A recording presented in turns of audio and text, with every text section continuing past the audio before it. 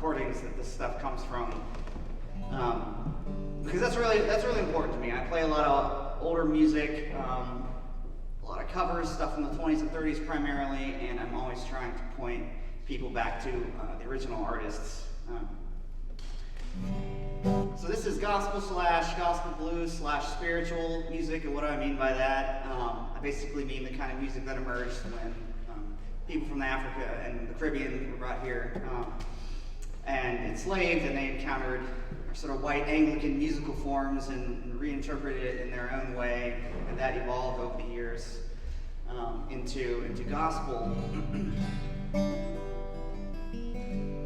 And the gospel blues sort of comes from the style, a lot of blue notes and slurred notes. I'm self-taught, by the way. I'm not an expert on music theory. This is all sort of stuff I've picked up on my own over the years. But I'm going to open up with a gospel tune by Mississippi John Hurt. John Hurt, he was a farmer and sharecropper from Avalon, Mississippi. He recorded in 1928. He recorded a couple sides, and nothing really came of that. So he sort of went back to his life in Mississippi and farming, and then in the 60s with the great folk blues revival, all these nerdy white guys like me were like trying to find these musicians and bring them out of retirement and get them on stages and share this music. So this is one arrangement of one of the tunes he played, and this is probably the most straightforward melodic thing I'm going to play today. So you got to walk that lonesome valley.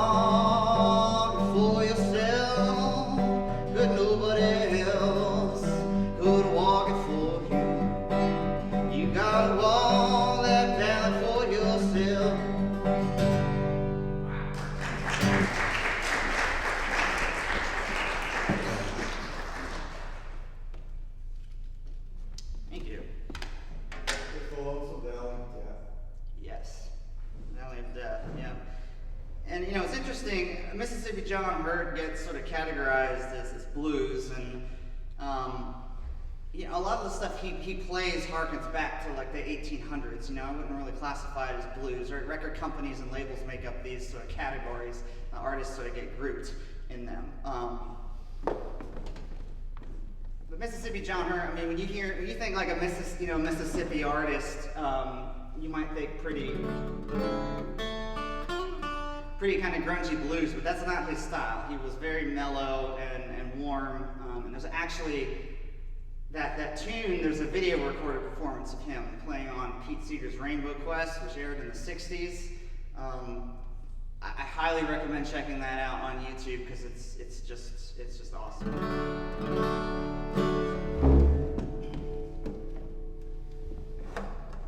So the next performer here I'm going to feature, he's probably going to be featured the most here. This is an artist. He recorded under the name Blind Willie Johnson. He was from Texas. As his sort of performance name suggests, he was blind. And Blind Willie Johnson stuff, I think I first heard him when I was about 13, kind of by accident, and it put the fear of God in me. It is some of the bluesiest, kind of even sort of scariest sounding stuff I've ever heard, but it's not, all his material is sacred. He sings hymns and spirituals, his arrangements of those. He could sing in this sort of gravelly, scary kind of vocal delivery, but he also had this very sweet, warm sort of tenor. So if you listen to his recordings, he sort of uses both, and sometimes he mixes them. This is an adaptation of one of the tunes he recorded. This was recorded way back in 1929. This is By and By I'm Going to See the King. And he played a lot of his tunes with the slide, which you see I've got on here. This sort of becomes like another voice that imitates the singer and sort of creates a call and response. He'd often play bass with his thumb and the slide with the melody. So this is By and By I'm Going to See the King.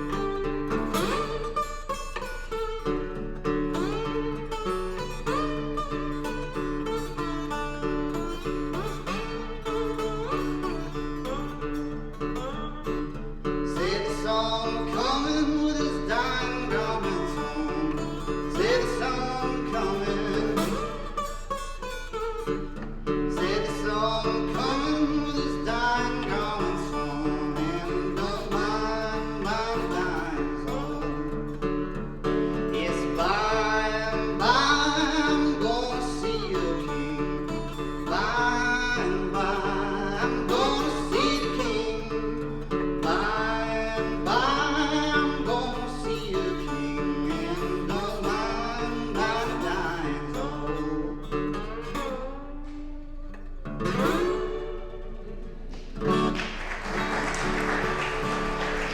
you. Now, I think Johnson was one of the best slide guitarists who's ever lived. I mean, his control with the slide is just incredible. I can only, just start to approximate it. So I'm going to do another one of his arrangements here. This is "Keep Your Lamp Trimmed and Burning," which references the parable, the virgins with their lamps. And this is where the set turns a little bluesier here.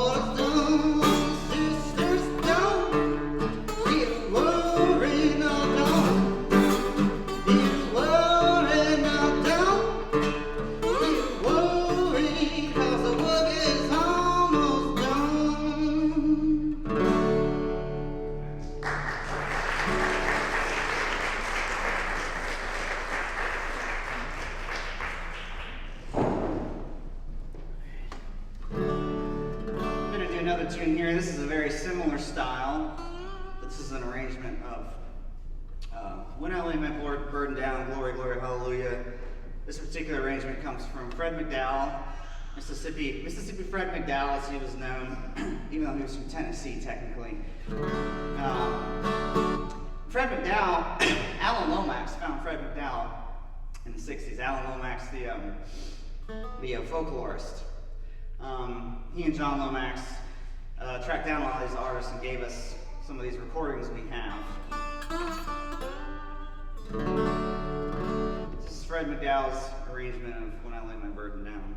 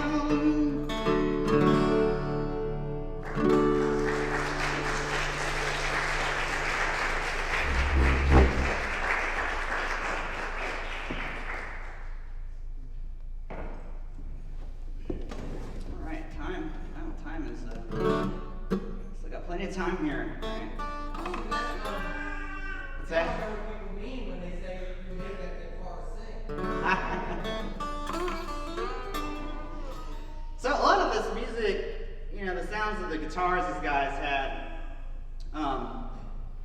These were cheap guitars. A lot of them they were mail ordered from Sears catalogs that went out in the early 20th century. You could get a guitar for a couple bucks. Guitars back then, you could buy for about $2 or $3. Of course, now are over like $1,000. It's kind of ironic. It's these recordings that sort of made these old cheap guitars immortal. I think a lot of it was about accessibility. If they could get higher quality guitars, they would have gotten them. But that's what was available. That's what they had. That's what they worked with, and that's the sort of sound we get.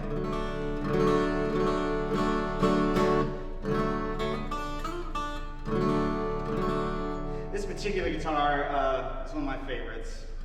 This is an old K. This model was made, I think, the late 50s, early 60s. It is, you'll notice it's a little smaller. This is like a parlor-sized guitar, so-called because originally guitars were sort of manufactured with the idea that you would entertain your guests in the parlor with these like smaller guitars. Particularly, it was something the ladies were expected to do in polite society. And there was a series of arrangements that were written in the mid-19th century for parlor guitar. If we have time, I can play one of those a little later. But anyways, these guys, you'd order a guitar from Sears and Roebuck, right? And it would come with a little pamphlet of music you could play. The arrangements that were written out. A lot of these were these parlor guitar pieces, and some of these guys in rural areas would take this music and they'd sort of adapt it and change it, to sort of fit their style and needs, and that's sort of where this music comes from. The guitar part of it, anyways. I'm going to do another Blind Willie Johnson tune. This recording, again, go back, find these original recordings and listen to them, please, because they're just amazing. This tune, as we speak, I believe, is actually being played in outer space right now. It was put on the golden record with the Voyager in 1977 that went out into deep space to sort of play sounds and music that reflect life on Earth. And Carl Sagan, when he was putting this record together of sounds and clips to play out there, consulted Alan Lomax, and he recommended that this recording go on there. This was the instrumental Blind Willie Johnson recorded at his first session in Dallas, Texas in 1927. As dark was the night, cold was the ground. As far as the origins of this tune goes, I've read different things. Some people say that it goes back to a hymn, like an English hymn that was written in the 17th century called Gethsemane, about Jesus praying in the Garden of Gethsemane before he was crucified. And then perhaps it got adapted into another African-American spiritual called Am I Born to Die? Either way, Blind Willie Johnson recorded this really otherworldly instrumental, and he just on the recording again, he doesn't sing, he kind of moans with the slide. It's really profound. So this is Dark as the Night, Cold was the Ground.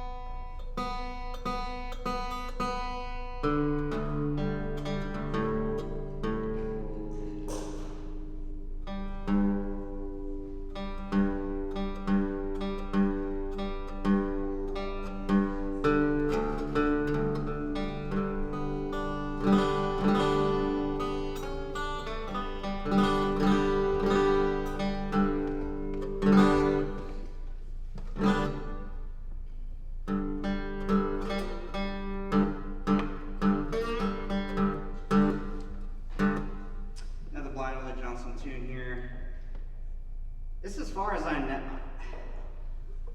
I think this might be an original of his. I'm not sure. I could be wrong on that. There's a tune he recorded in 1930 called "Soul of a Man," which repeats this question throughout the song. What is the soul of a man?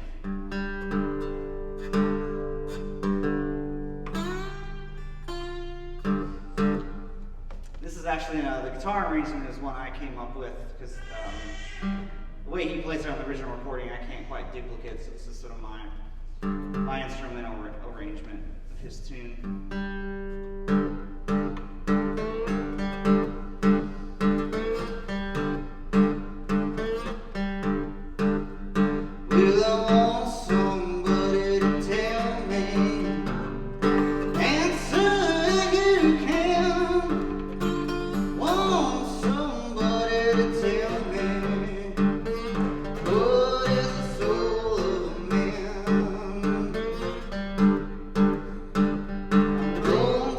To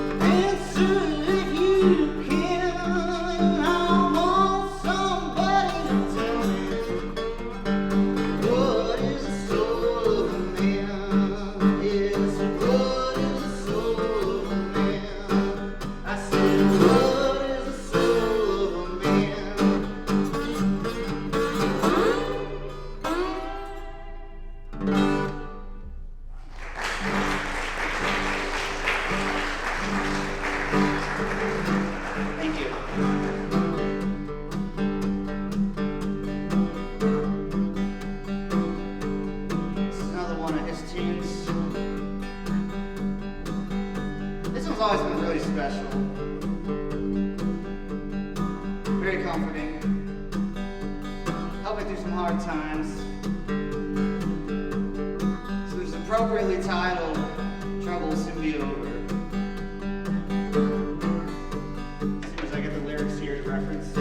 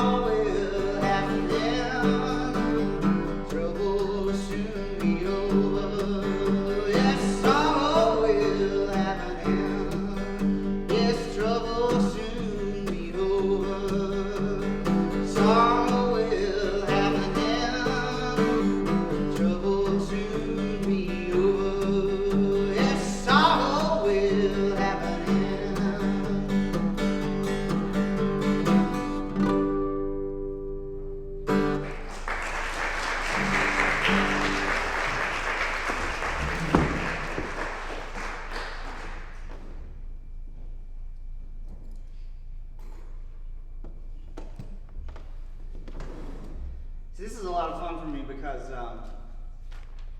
the stuff I play out around town at shows and whatnot, a lot of this stuff doesn't quite work at like bars or brunch set, So it's a real treat to be able to play this and share it with you all.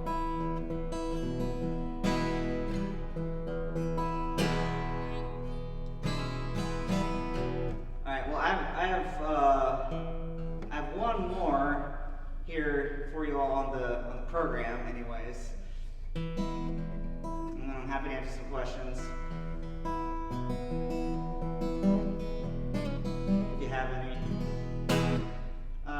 This is an arrangement by Thomas A. Dorsey, who started his musical career in the 20s as Georgia Tom. He composed and played with a lot of famous blues and jazz singers, Ma Rainey, Bessie Smith, and others.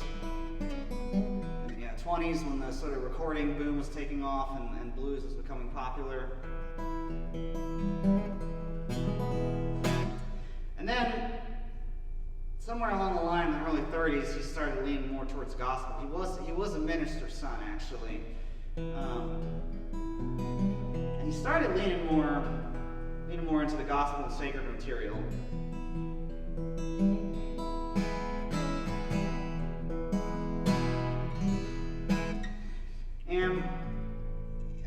And back in those days, there was a lot of hesitancy between mixing blues and gospel, the so-called profane and the sacred. But the funny thing is a lot of the styling was very similar. They were kind of borrowing from each other a bit.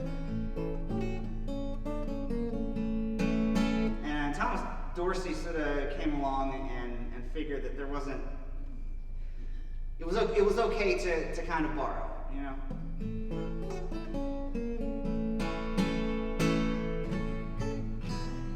So this is one of his arrangements. He wrote this in 1939. Published it. There's a ton of different recordings of this. I think he originally wrote it with Mahalia Jackson in mind, a famous gospel singer, when I heard her sing this one. The first recording I encountered of this song actually was not one of the older versions, it was Elvis. Elvis did a cover of this one. It's There Will Be Peace in the Valley for me, or just Peace in the Valley for short. So I heard Elvis do it. A friend was like, "You should play this one." So I looked it up, the Elvis version. I'm like, yeah, it's cool. And there are other versions out there though too. This is Peace in the Valley.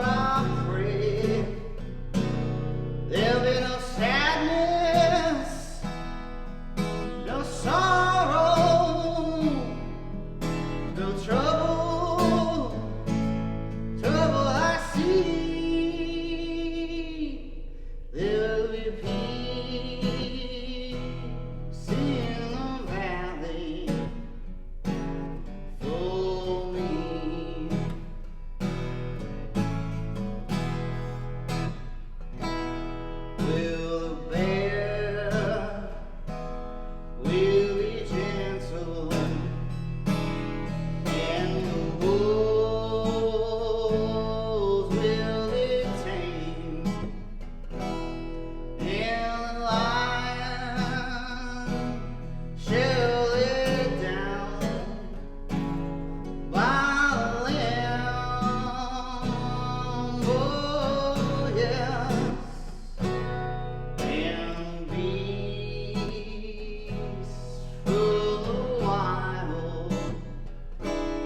shall be led by a child, and I'll be changed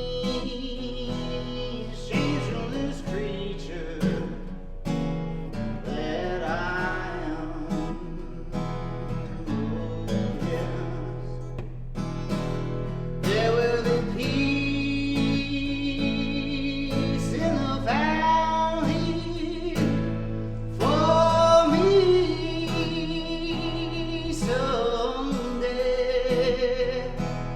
There will be peace in the valley for me.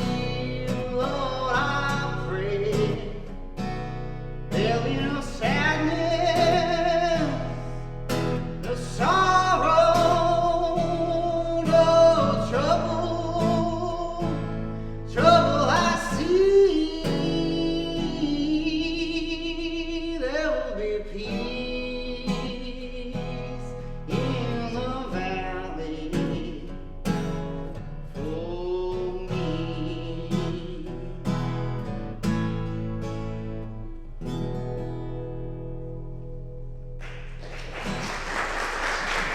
Thank you all so much. All right, got time as well. Got a little time for questions if you all have any. How does a 13-year-old white boy get into this kind of music? It just happenstance, honestly. I just kind of stumbled into it, and I loved it. That's not really all there is to it. Where were you living, Austin? I mean, was it like in the world around you, or was it... No, so I'm from Harrisonburg. That's that area is where I grew up, Harrisonburg, Rockingham County. And when I was around middle school age, 12, 13 or so, I'd go with my mom to run errands in town, and her errands are boring, so I would tell her to drop me off at Barnes & Noble in Harrisonburg, and that's one of the few Barnes & Nobles that still has a music section, and they had listening stations back then, and you could just scan a CD and listen to it. So I just wandered back there and started listening to stuff, and somehow I got into blues and just went down this whole rabbit hole with that music, and I loved it. You don't really see like that finger picking style. All I know is that it's really hard, and you don't really see like you just figure it out. Yeah. Short answer, I figured it out. When I started playing, I think YouTube had just started up. I was able to find some resources online. I also just spent a lot of time listening to these recordings and sort of picking up this style. But it was a combination of just listening to this stuff over and over and finding what resources I could to learn it. And you'll notice a lot of those guys played with an alternating bass with their thumb here. They hold down the bass this way, or sometimes they might do like a monotonic bass, and then pick the melody with their fingers. And it was just hours of doing this, and gradually making it more complicated.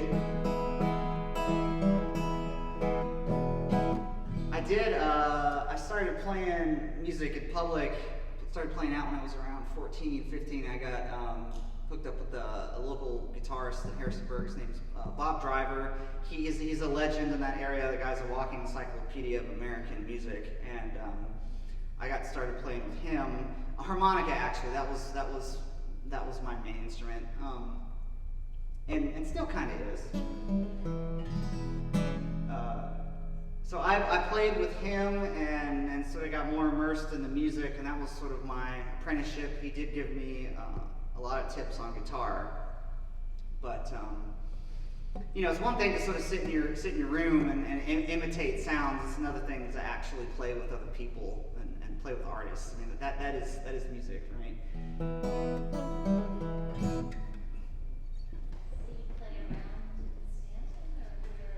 I do, yeah. I play locally. Yeah, these days I mostly play solo here in Stanton, Harrisonburg. I'll be at Cranberries actually, downtown on Saturday from 12 to 2. Feel free to come by. You can hear some of the other stuff I play. Where else? Yeah. Gifts, promotions, really? Yeah, I'd say I average about maybe 1 to 3 shows a month. So the next one coming up here in town will be this Saturday at Cranberries from 12 to 2. I'm on social media with music, so you can find me on Facebook and Instagram, Austin Shifflett, Americana Roots and Blues. You can find me there. There's a link to my SoundCloud. I've made some recordings there as well.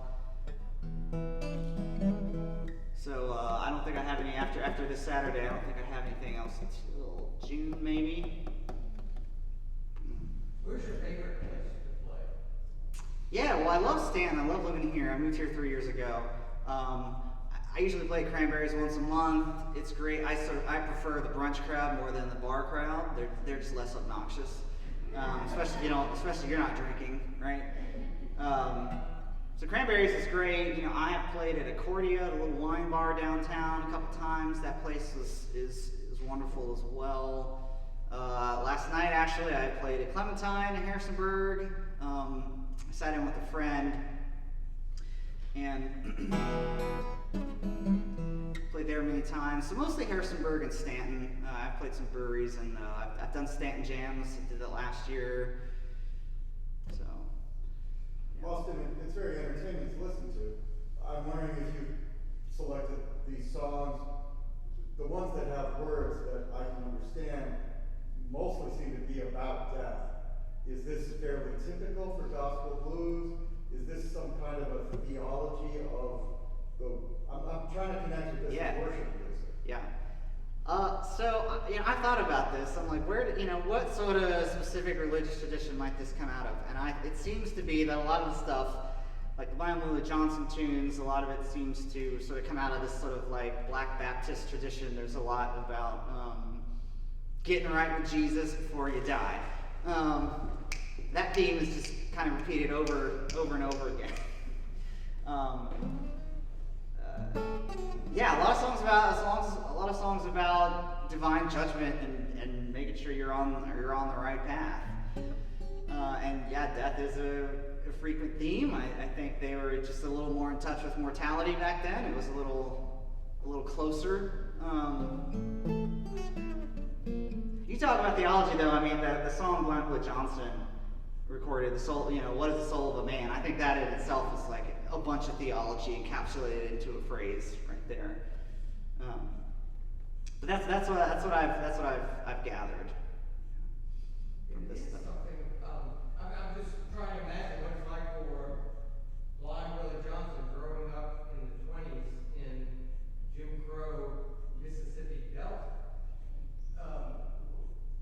The crucible of oppression and suffering, and to come out of that singing, trouble will soon be over, sorrow will come to an end. How did that come out of that? Yeah, well, this stuff's powerful. Again, I'd say go back to the recordings. You can hear it all. You can hear it all in his voice. I sort of carefully select what stuff I cover and play. There's plenty of stuff I'd like to play, but from that era that I don't, just because it just doesn't really, the gap of experience is a little too great, So there's plenty of stuff I'd like to play, but I just don't. Partially out of respect, and also just because I just feel like I can't interpret it. I mean, I only cover stuff I feel like I can interpret some way. But the cruel irony, of performers from that era is a lot of them. I mean, their music is like immortal now. You have those recordings; it's timeless. It's influenced rock and blues artists and American popular music, and yet like a lot of them, I mean, we're not even sure where they're buried. Blind Willie Johnson, no one's quite sure where he's buried. I think they located the cemetery in 2009 down in Texas, where he was from. And you know, the way he died, it's heartbreaking. I mean, he died in 1944 after a house fire,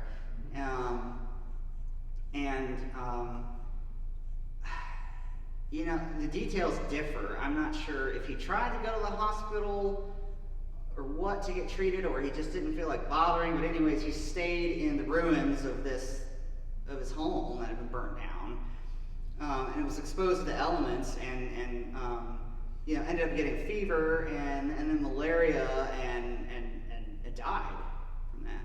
And I mean, you know, Bessie Smith, the great blues singer from the 20s, who was a big star. I mean, she was in a car accident and died basically because they would not treat her before, like, the white patients. So it's a really complex and you know, pretty troubling legacy. I'm grateful we have the recordings, you know, but yeah, it was a tough time for sure. Austin, thank you for Yeah. helping keep that music alive. Yeah, thank you, and like I said, go listen to the recordings. Thank you.